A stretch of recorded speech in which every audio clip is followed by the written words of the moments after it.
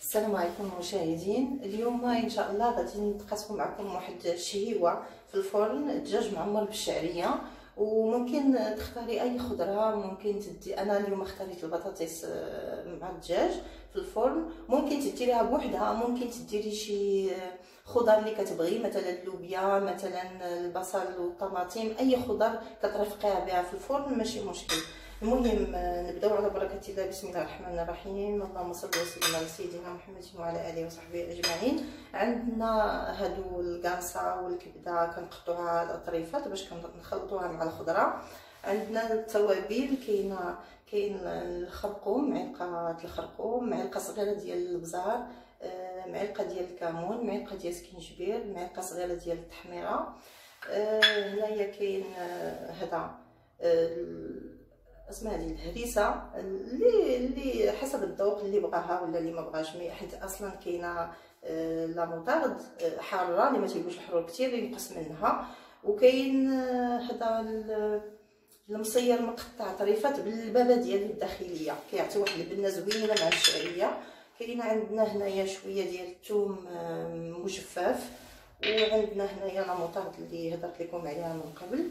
وكاين عندنا كاس ديال زيت العود، زيت الزيتون، وكاين كاس نتاع الماء نخلطوه مع الخضره باش المرق، باش نخلطوه مع المرق. نبداو على بركه الله. هنايا وضعت ديجا 2 معالق ديال المعدنوس مقطعين، كنضيفوا عليها التوابل اللي ذكرنا كامله.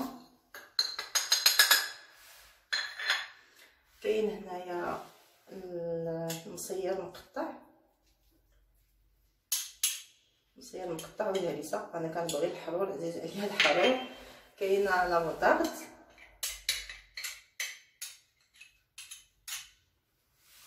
كاينه الثوم مجفف. الملحه ما درتهاش لان مصير مالح، الهريسه مالحه، لا موطارد مالحه، يعني لا داعي باش نضيفو حتى الملح. المهم كنخلطوا هادشي مع زيت الزيتون.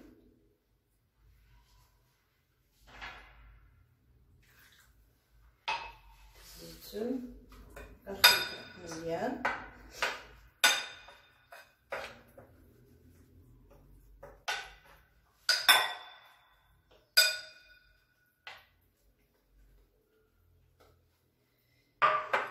هنايا عندي الشعريه الصينيه اللي ديجا كبيت عليها الماء طيب تطلقات وقطعتها شويه طريفات صغار. المهم كنضيف من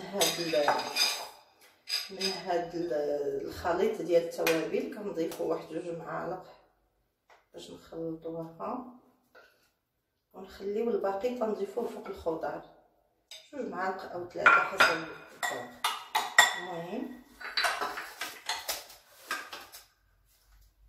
ديروا يدينا افضل، ندهنو شويه بهذيك الخليط نتاع التوابل من الداخل ومن الخارج. كي تشوفوا انا فتحتها حتى الصدر تا هو فتحتوه للداخل باش نعمرو. كتعمروها مزيان، كتخلطوها مزيان بديك، شربوها شويه زعما ديال التغميره تدهنوها بها باش كتاخذ ديك البنه ديال التوابل. وعاد كنبداو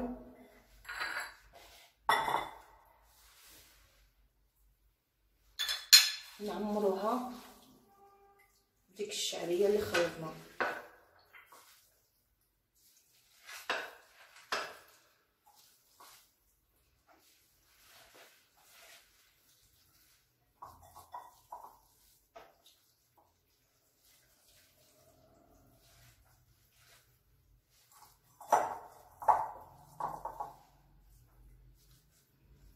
صافي ملي كنديروا هذه الشعريه كلها كنعمرها من تحت الجلده ديال سميتو ديال الدجاج. كنقبطوا هذيك البطاطس، كنسرحوها في الجوانب ديال الطاوه اللي غادي ندخلوا للفرن. وكما قلت لكم تقدروا ديروا اي خضره، مثلا البصل دوائر، هو الطماطم، مثلا اللوبيا الخضراء، اي خضره كتعجبكم كديرها. انا كنفضل البطاطس كنقطعها بهذه الطريقه رقيقه بحال الشيبس باش دغيا كطيب في الفرن وكتاخدش الوقت.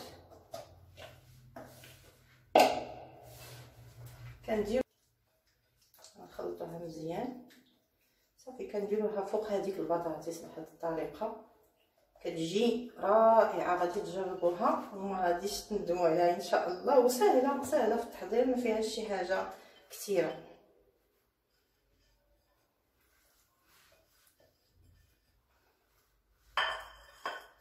صافي كنضيفوا داك الكويس الماء باش تبدينا الخضره ديالنا. صافي وندخلوها للفرن.